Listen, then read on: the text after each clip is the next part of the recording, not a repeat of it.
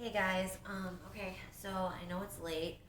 This is probably like my 10th time that I've tried to sit down and film this. I had intended on doing this earlier, but I'm not gonna lie. I sat down. I had all of my papers in front of me with all of the stuff that I wanted to talk about, and then I choked. I I got scared because I've never really actually talked in depth about this. And generally, when people think about addiction, usually they're talking about, alcoholism, pills, um, stuff like that. Well, I mean, I'm not proud of it, but I was addicted to heroin for 10 years. And it's normal for me, but that was my life. Most people aren't used to that. Most people haven't ever dealt with that. So it's kind of scary for me to share that and be just totally open and honest. But I want to. I want you guys to get to know me. Another thing I'm having a hard time with is every time I sit down to record a video, it's like it'll record for like 3 minutes and then it says the video's reached its limit, and then it'll start a whole new video. So I have no idea what that means. I don't know. There's got to be a way I can connect them, right? I mean, I swear I feel like such a moron because I don't know anything about this. So please bear with me. Like I said before, I don't know. I don't know if I'm gonna be able to record one video altogether. If I'm gonna have to do it separated until I get a better way to film my videos. I'm not sure. So I decided with that in mind, right now, I'm just going to talk to you guys about kind of just the events that led me to decide to get clean for good. So I've been clean now for a year and 5 months. Actually, technically, if you really want to get technical with it, I was clean 3 months before that. But for that 3 months, I was incarcerated. I was locked up in county jail. And I don't like to okay, my cat is scratching at the door, so I'm going to get up and let him in. One moment. Come on, goofball. Okay. I'm sorry. So, I was incarcerated for 3 months, but I don't count that as my actual clean time, because if I hadn't been in jail, I don't think that I would have been clean. When you go to jail or prison, you're really just putting a Band-Aid over the problem. That's how I look at it. I mean, you are clean, you're doing these things because you have to, not necessarily because you want to. My aha moment, when I realized that I really, wanted this for myself, it was actually when I got out of jail, because I don't know if any of you guys have ever experienced being dope sick, going through withdrawals, but doing this for 10 years, I've experienced it quite a lot. And during this last time I was incarcerated, I had to go through withdrawals in quarantine because COVID was rampant, and they were quarantining people if they came in off the street right away, no matter what. So I had to do about a month of that 3 month little stretch. I had to do it all alone in the medical unit. But how they do it is they keep you by yourself. You're only allowed, during the quarantine, you were only allowed out to take a shower every other day, and then you were allowed 1 5-minute phone call only on Sundays. So needless to say, getting clean that time, I was left alone, with nothing but my thoughts. And it was that was the closest thing to hell that I think I'll ever experience. Another thing, I'm going to interrupt myself again. I'm really sniffly. I think it's because I'm getting a cold. I don't know. But so if you hear me sniffling, it's not because of any nefarious reason other than just the common cold. I got the vaccine, so it's not anything like that. The comments that I've received a couple comments that are pretty cute, saying that you're obviously on stimulants, you're not clean, blah, blah, blah. It's Okay, you're entitled to your opinion. That's cool. I mean, my mom always told me that what other people think of me is none of my business. So, whatever. I mean, that yeah, I don't care. But anyways, back to what I was saying. So, during that 3 months, a month of it was done in complete isolation, all alone, and I realized something that was kind of fucked up. For that month that I was by myself, I couldn't cry. Like my emotions were just gone, and it was like this. It was the scariest, loneliest thing that I've ever gone through in my life.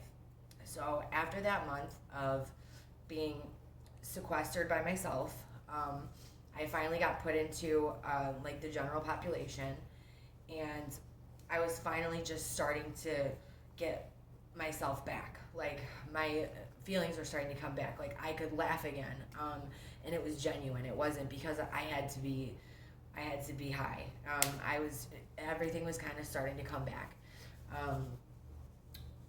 At the jail in our county, we were able to have like a tablet where we could purchase like movies and music.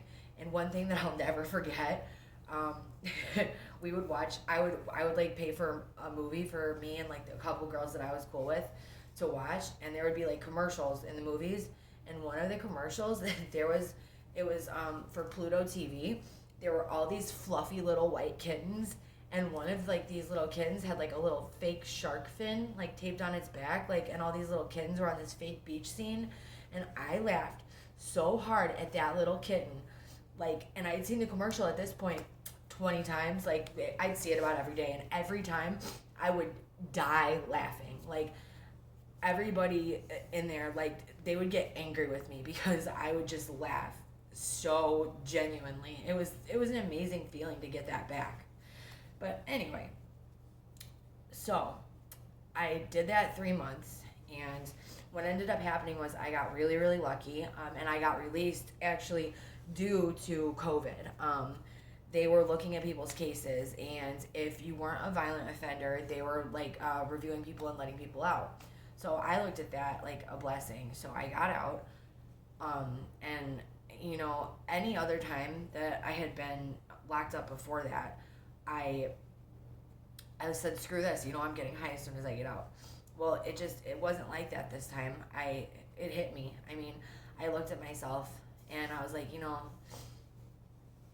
at that point, I was like, okay, you're almost 30 years old. Like this isn't cute anymore. You know, like this is, you know, you can't keep doing this. So I made the decision to myself that I wanted to do this for me, not for anybody else. Although, I mean, I'm an only child, and I can't stand it knowing that my dad isn't proud of me.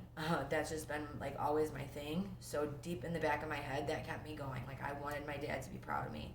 So I made the choice to get clean. I stopped talking to all of my friends. It was really, really hard. I couldn't have a job for a while because I didn't trust myself with money. It was real tough. I mean, and what made it worse, so when I got out, my mom has always been my best friend. She was she was my biggest cheerleader. I mean, ever since I was little, like she was always my mom, but she was my best friend too. Even though she did struggle, you know, with alcoholism, that never took away from like the admiration and the love that I had for her. I always wanted her to get better. So I wanted to do that for her too. I wanted her to see, you know, I can be clean and sober, and you don't have to relapse again either, ever. And in May, my mom passed away, and it's literally the hardest thing that I've ever gone through. I'm getting choked up just talking about it because no matter what I've ever gone through, I've always had my mom right by my side. And she passed away.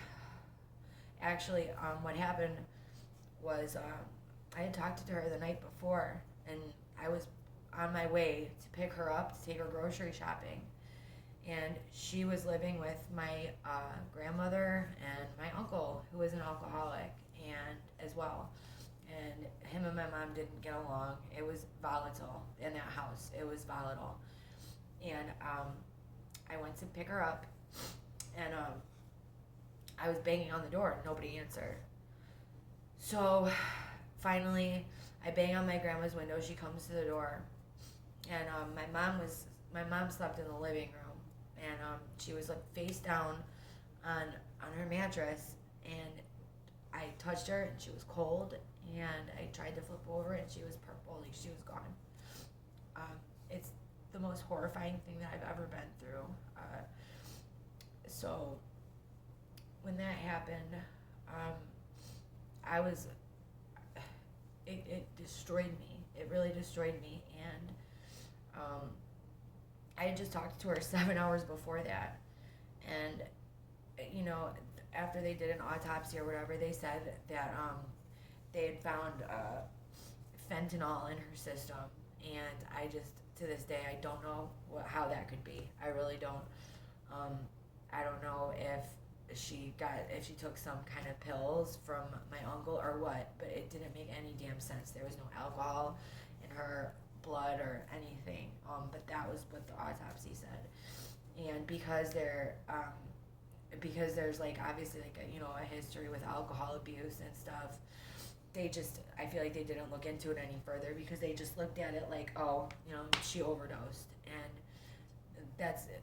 It still is with me every day. I'll never forget it. So when that happened, I mean, it was really tough because I wanted to get high more than anything. That was all I wanted to do. But I knew that if I made the choice to use again, that I knew I was gonna die. I knew it, and I just tried so hard to use that incident with my mom as my reason to keep going, and that's what I did. I just kept pushing forward. I have a couple of really close friends that don't get high, but it was hard for me for a really long time, and I'm not gonna lie. Like YouTube videos, there were certain channels that just put me in a better mood. Stuff like that, like Netflix. I mean, I had to become like my own best friend again. I had to get to know myself all over again because it was hard. And like I said, I didn't trust myself to work. So my mom passed away in May. I'm trying to think. I'm sorry, my nose is running. Don't judge me, okay? All right, my cat's over there. He's giving me the judgy eyes too. But anyways, so yeah, I mean, then my birthday happened in June. I mean, I've had my dad's support this whole time, and that's just meant everything to me because, I mean, he's really encouraged me, and that's been great. But yeah, I actually just started working again, like a month and a half ago. I just moved into my new apartment. Thank God, my dad's helped me out a lot along the way. But keep in mind, like, my dad wouldn't help me if he knew that I was using. So it's felt really good to know that, hey, like, he recognizes that I'm doing well. And, when you're so used to fucking up and you're so used to just living a lie and having to be defensive about everything you do, it's nice to just kind of take a deep breath and know in your own heart that you're doing the right thing. That's why when people say ignorant shit like, oh, you look high, it's like, okay, if that's what you think, cool. Like, I don't give a shit, really. I mean, literally, when I was younger, my mom would tell me, what other people think of you is none of your business. And I totally agree with that because, I mean, think about it, like, what good ever comes of, like, you finding out that someone has said something bad about you? Like, what good comes out of it? Nothing. So, yeah. This video hasn't cut off yet, and it's at like 14 minutes, and here I'm like sitting here talking about this one thing because I thought I was only going to be able to make a 5-minute video. Whatever. Hey, we do, take things as they come, right? I know, so this video didn't really come out how I wanted it to, like I said before, but, let me see. I didn't even get into before before I got arrested for that 3 months, I was in an extremely volatile relationship for 7 years. So I'm at 15 minutes right now. If you guys want me to talk about that and kind of get more into detail about, I don't know, some other stuff, I'm probably going to do that in the next video. But I wanted to kind of conquer this fear and actually get myself talking about what led me to getting sober and clean, because that was like the first big